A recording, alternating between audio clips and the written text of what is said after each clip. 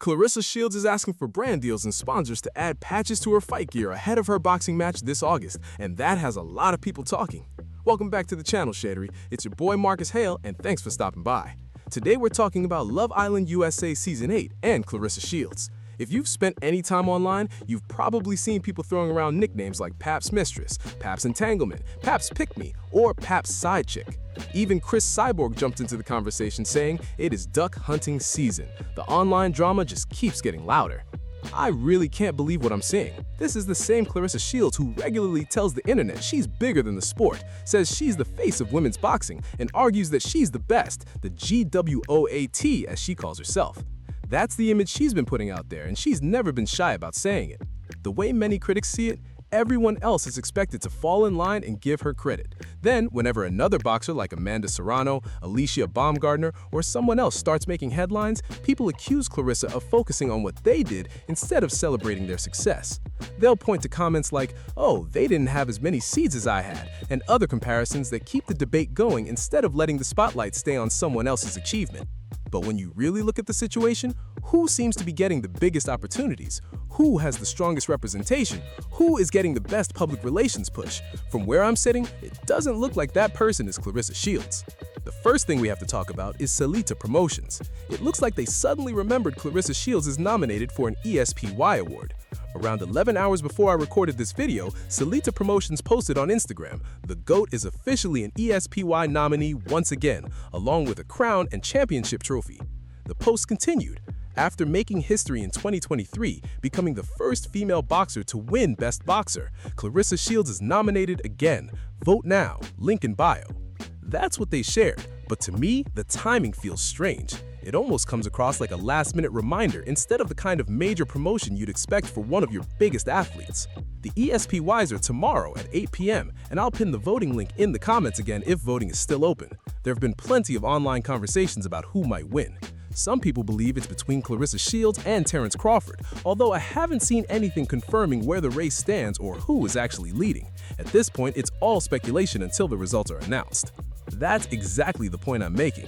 If Claressa Shields is supposed to be one of the top names at Salita Promotions, many fans would expect a much bigger promotional campaign instead of what feels like a late push right before the awards show. That's why some people are questioning whether she's getting the level of support that matches her accomplishments. This is exactly why some people say things would have played out very differently with MVP Promotions.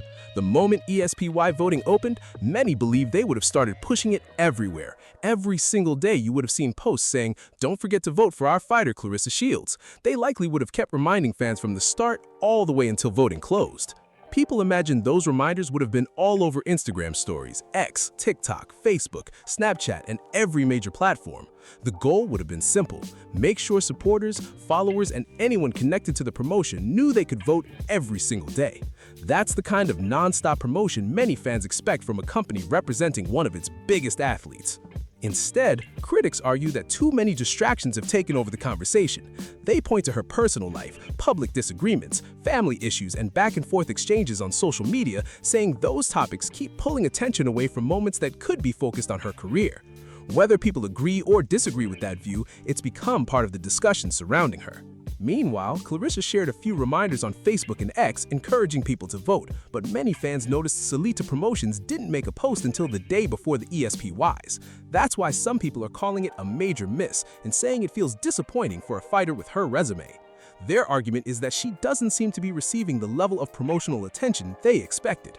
For those critics, there really isn't much of an excuse. If your own promotional company waits until the final stretch before the award show to encourage fans to vote for Best Fighter, they're going to question how much of a priority you truly are. That's the criticism being made, and it's one that has sparked plenty of conversation online. That's what critics are saying she has become accustomed to. In their view, if this had been MVP Promotions handling things, there would have been no chance they waited until the day before the ESPYs to encourage fans to vote for Claressa Shields. They believe the campaign would have started much earlier and stayed active from beginning to end. Now, let's get into something else that's getting people talking. Claressa Shields recently made a public call for sponsorships ahead of her upcoming fight, and it definitely caught attention online. She posted on Instagram, "A limited number of premium sponsorship opportunities are available for my fight week for businesses ready to put their brand on one of the biggest stages in boxing in Atlanta on August 15th. She went on to explain that sponsors could have their brand seen by more than 18,000 fans at State Farm Arena, along with millions of viewers watching on DAZN and Zeus Network. She also listed benefits including Fight Night kit patch placement, Fight Week events and brand activations, training and workout apparel branding, VIP hospitality, exclusive meet and greet access, social media promotion, and customized brand integration opportunities. Her post continued, "This is an opportunity to align with the premier sporting event at a global scale for one of the biggest events of the summer. DM me or email my PR person for the sponsorship deck. Hashtag Claressa Shields, hashtag Shields Scott." She also added another message in the comments, "Tag a brand I should work with." That comment quickly got people involved. One response from Khadijah suggested Fiji Water and Wind Records. Since then, plenty of fans have been sharing their own ideas about which companies they think would be a good fit for Claressa ahead of her August fight. Some people also tagged brands like Fenty Beauty, Nike, Adidas, and Cash App. At that point, I had to laugh because the suggestions just kept coming. But here's the question people are asking. Which major brand is actually ready to put its logo on your fight gear and connect its reputation with you? From the critics' point of view, the list of realistic partners is much smaller than fans might hope. That's why some people joke that the patches will end up being from the same familiar names already connected to the event. Whether that's fair or not, it's become part of the conversation surrounding these sponsorship requests. This also brings up something people have discussed for a long time about Laila Ali. Some believe Claressa missed an opportunity to learn from someone who had already figured out how to build a lasting brand. The focus reportedly shifted to disagreements over comments about fitness and conditioning, and after that, the relationship seemed to head in a different direction. Critics argue that the bigger lesson got lost along the way. To many fans, Laila Ali became the blueprint because she understood that success isn't only about winning fights, it's also about image, partnerships, professionalism, and building trust with companies that may want to invest in you.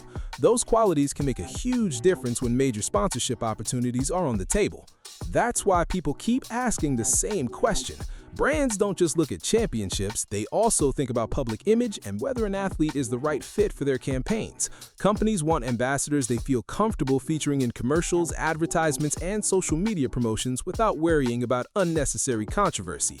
Critics argue that Claressa's public disputes and highly discussed personal life may make that decision more complicated, which is why some question how many major brands will ultimately sign on. People keep asking the same question. What major brand wants to step into the middle of all this? That's why some critics joke that she should just stick with the partners already connected to her events and move on. Whether you agree with that opinion or not, it's a conversation that continues to follow her. At the same time, Claressa has often spoken confidently about the opportunities available to her and the value she brings to the sport. That leads some people to ask where those major endorsement deals are and why more of them haven't become public. It's a question that keeps coming up whenever sponsorships become part of the discussion. Critics also argue that several public moments have made things more difficult. They point to her weigh-in confrontation with Franchon Cruz before their February fight, as well as her exchange involving Alicia Baumgardner at an MVP-related event a few months later. In their view, those incidents created negative headlines at times when the focus could have stayed on boxing instead. They also point out that online campaigns and petitions criticizing Claressa have appeared over time. While those efforts don't determine official decisions, they do show that some fans have become frustrated with the ongoing controversies. According to those critics, the repeated debates have affected how some people view her public image. Some observers even believe there was a period when Claressa seemed to pull back from the online drama for a while. However, they argue that the same patterns eventually returned, bringing more attention to the controversies than to her accomplishments in the ring. Their overall point is that in today's sports world, strong sponsorships depend not only on talent, but also on maintaining an image that companies are comfortable supporting. That's why they believe securing major brand partnerships may be more challenging than many people expected. Some critics see this as a sign that something isn't clicking. They point to the fight announcement press conference and argue that the crowd seemed quiet, with the host even encouraging the audience to applaud. In their view, that wasn't the kind of energy you'd expect for a fighter with such a high profile, and they say it left an awkward impression. Those same critics ask another question. If companies are already aware of the online controversies surrounding Claressa and the event itself is sharing the spotlight with other entertainment and boxing attractions, why would brands rush to line up with sponsorship patches? That's the argument they're making, whether people agree with it or not.